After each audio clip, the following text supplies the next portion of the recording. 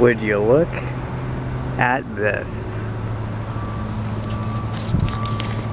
We are currently at the Queen Mary ship in Long Beach, California, and you can see it right behind me here, and my hand is shaking like crazy. I'm about to go on board and do the history tour of this ship, which is starting pretty soon, so hopefully I'll get more footage. What's interesting about this ship in general is that it was built in Scotland in the 1930s and used as a cruise ship, and it looks pretty similar to Titanic, as you can see here, by the Cunard line. Am I pronouncing that right? Cunard line in the 1930s. And then was used as a warship for a bit. Sounds like worship, the word, during World War II, at which point after that it was again a cruise ship in the late 40s, I believe 47, until sometime in the 60s when the ship was brought here to Long Beach to permanently dock and now become a museum. So I'm about to go on the history tour, see more about this, hopefully can film some of that, or at least going on these decks up here, and I'll talk to you guys in a bit. And one more quick interesting fact before I go in was that the Cunard line went to King George to ask him, what should we name this ship? I forget if King George V helped to fund it, but they asked, what should we name the ship? And they wanted to name all their ships ended with Ia at the end. There's the Mauritania, which is mentioned in Titanic, and a few other ships. I forgot the other names, so they were thinking it would be Queen Victoria. They said we want to name it after the greatest queen ever, and it was, you know, that would be his grandmother. So he said, great, I love the idea. Let's name it the Queen Mary after my wife. And they said, okay, sure, that's what we meant.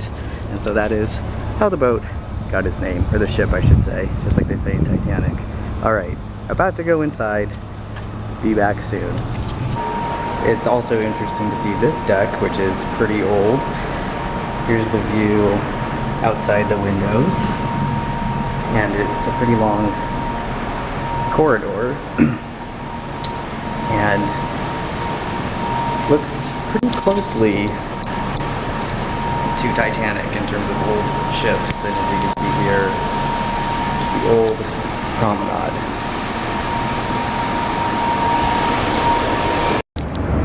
So this is the back of the ship, where you can see a modern cruise ship behind it. It's kind of interesting because the floors here are pretty old and I've seen some wear and tear, but you know, then again, it is a pretty old ship from the 1930s, so it's expected. You also have these telephone booths to make sure you knew that it was from the UK. I don't know if they were always here, but they have them here now. It has a pretty good view, let's go this way, of Long Beach. If you just look out this way, here. This is the back of the ship, and I'm curious to hear more about the history of it. That's what I have a ticket for a tour for in a little bit, so I'm about to go on that. It's also like 90 degrees and November, so that part's kind of weird, and it's pretty hot. It's a good thing I brought shorts. But there you go, and I'll talk to you guys soon. What's also interesting is that the ship, I feel like I'm in a library, is also a hotel, so people can stay here. So being that the ship was built in the 30s, the general look of it is an Art Deco look, as you can see here. And of course it would not be complete without the Queen Mary picture and this up here. They also happen to have this Lego model of the Queen Mary, which is very impressive. It would take me, this would take me forever to actually do myself. I don't know if I'd have the patience, but very detailed, including with people on board.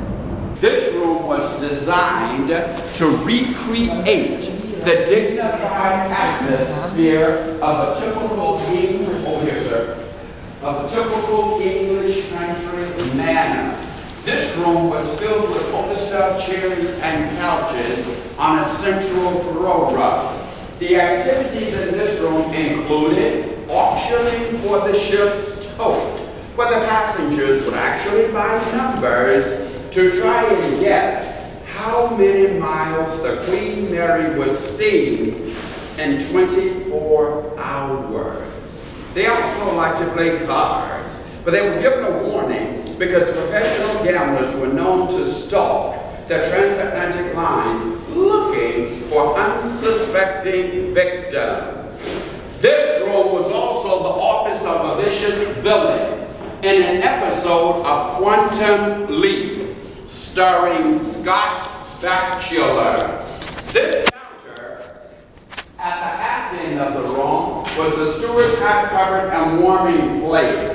Should you desire to have hot coffee or tea, they would provide it for you at that station. On the starboard side in this corner was an American-style walk-up cocktail bar. James Woodford carved from lime wood here on the forward bulkhead these beautiful and intricate panels that have been with the ship since its inception. There are 3 other fireplaces on board the Queen Mary that are electric as a fire prevention measure. This was the only fireplace on board the Queen Mary that at that time could actually burn coal. Please notice these buttons here on the walls and on the pillars throughout this room. These buttons were used to summon the smoking stewards from the rear of the room. Should you desire to have cigars, cigarettes, pipes, tobacco, then the smoking stewards will take care of your necessities. There are 2 paintings in this room. Both of these paintings are by Mr. Edward Wadsworth. Mr. Wadsworth had 2 trademarks in each of his paintings. The first trademark is the Queen Mary on the horizon here, and the Queen Mary on the horizon there. The second trademark is the use of international signal flags in the background of each of these paintings.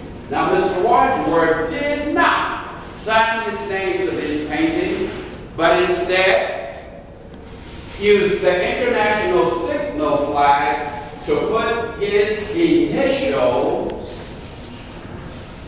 Now we're on the actual bridge itself, the ship's bridge, and we'll go in there in a sec. You can see sort of that kind of side area, which again reminds me of Titanic, as well as the front of the ship here. And then in here was the actual engine room with the levers for the different speeds for the ship and the steering wheel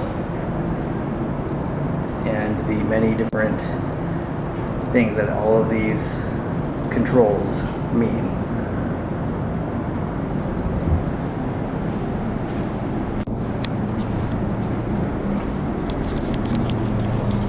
So unsurprisingly, quite a bit going on in this room to actually steer the ship and bring it forward, and again, lots of, it looks like Titanic.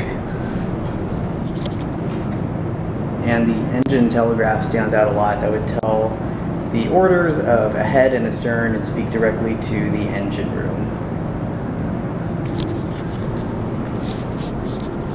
So I'm sure a very busy and bustling room, like it is right now, and I currently have it to myself, so I'm sure very different in its heyday when all the crew would be up here steering the ship. And I'm sure this desk with the map over here was the one guy, just like on every trip, who's like, I think we're going the wrong direction. I think we need to turn around. Hopefully that didn't actually happen, but probably where that person sat, and probably what they did and said. Now behind me is the captain's day room, which actually looked pretty nice. Almost like a little living area. It said As long as there wasn't bad weather, the captain entertained the elite of world travelers and would have cocktail parties, etc. in this room with a range of people on board. Looks like there's like a little library side room here. This is the actual bedroom for the captain, which looked pretty nice. I mean, they told us on the tour there was a 10-room suite available for first class, so it's not quite that, but it's still pretty good for the captain. Alright, so it's a few hours later, just finished my tour, and I definitely would recommend people check this out. I definitely recommend visiting. It was very cool, tons to see. You can definitely spend a day here. A lot of exhibits, a lot of cool areas. I've always liked where history has actually happened and you get to go into it and the actual building or thing or ship in this case, and this is one of those. Alright, so I'm about to head back to Anaheim. I gotta beat the traffic, so I have to go now. But thanks for watching. Hopefully you enjoyed the video. Be sure to like and subscribe for more of these vlogs. Sometimes I film us hanging out. Sometimes it's these historical areas. Sometimes it's going to Disneyland, like I'll be doing with Kevin starting tomorrow. So there'll probably be a video coming up about that. I'm gonna try to squeeze in maybe one more thing to show here in Southern California. But better head back to Anaheim. It's hot in this car. Thank you for watching, and I'll talk to you later. Bye-bye.